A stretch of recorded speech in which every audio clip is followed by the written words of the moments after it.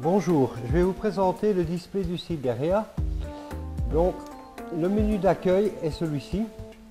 Quand vous voulez augmenter la température, vous pouvez monter 1 degré à la fois, ou vous maintenez enfoncé long. Ça se met à clignoter. Vous regardez à l'intérieur de l'écran, vous voyez le moins. Donc, on va mettre 22 degrés. Et puis, OK. Là, c'est la température demandée en mode automatique.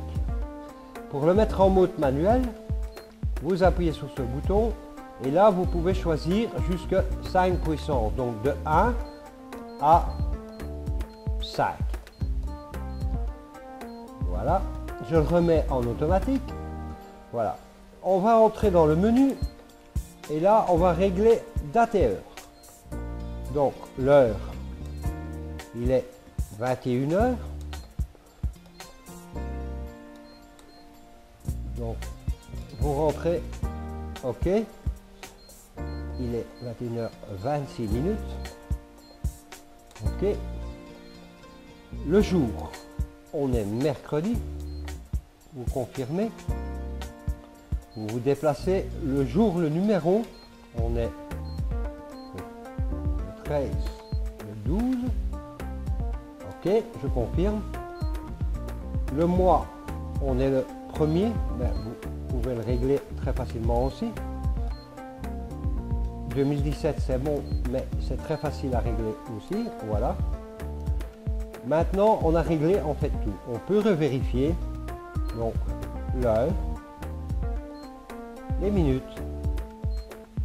le jour, le numéro du jour, le mois et l'année. Vous appuyez sur Escape et on rentre dans le deuxième menu. Là, c'est les chronos. Donc, il est off habilité. Ça veut dire que le chrono n'est pas enclenché. Il est impossible de l'enclencher si vous ne faites pas en premier une programmation. Là, vous défilez. Programme 1.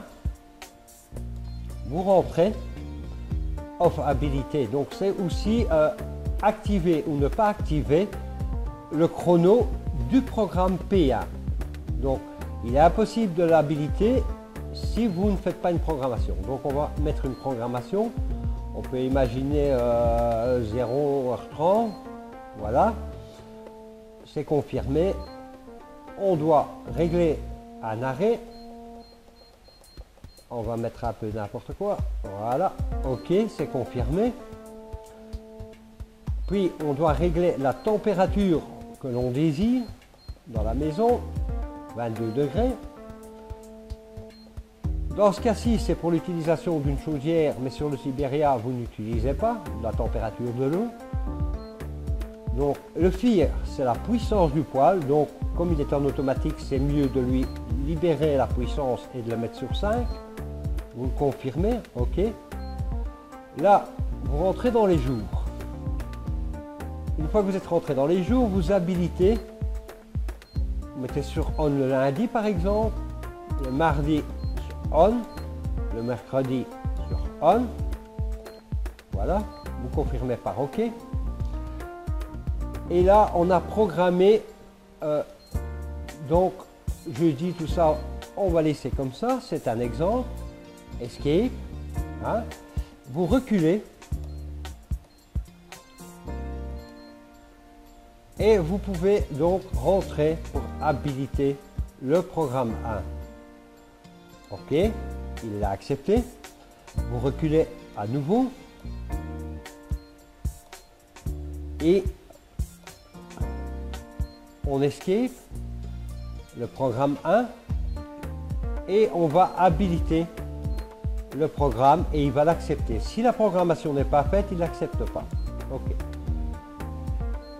Initialisation, vous rentrez dedans, hein, et vous confirmez quand vous voulez effacer tout ce qui est programmation si jamais vous vous êtes trompé. C'est possible. Dans ce cas-ci, je vais l'initialiser. Voilà, il a tout effacé. Donc maintenant, on re-rentre dans les menus. Le chrono, on l'a vu. Le réglage. On peut régler la langue, comme ceci. On va le mettre en français. Voilà. Voilà. Écho. Le mode écho, c'est l'éco-stop en fait. Donc là, le poêle va démarrer, atteindre la température demandée et s'arrêter complètement. Quand il aura une chute de 2 degrés, le poêle va redémarrer tout seul pour rétablir la température qui est demandée. En début de saison, c'est vraiment intéressant et en fin de saison. Voilà. Donc là, il suffit de faire comme ceci. Vous l'habilitez et c'est OK. Donc là, je vais l'enlever. OK. Voilà. Donc, on défile encore. On a l'éclairage du clavier. Donc ici, il est sur on, mais on peut très bien lui dire qu'après 10, 20, 30 secondes, l'écran doit s'éteindre. Donc il ne allume plus tout simplement. Donc là, je vais le remettre sur on. Donc il allume tout le temps. Le bip des touches. Vous pouvez activer ou ne pas activer. C'est le son sonore qui émet les touches comme sur un GSM. Voilà, je laisse sur on.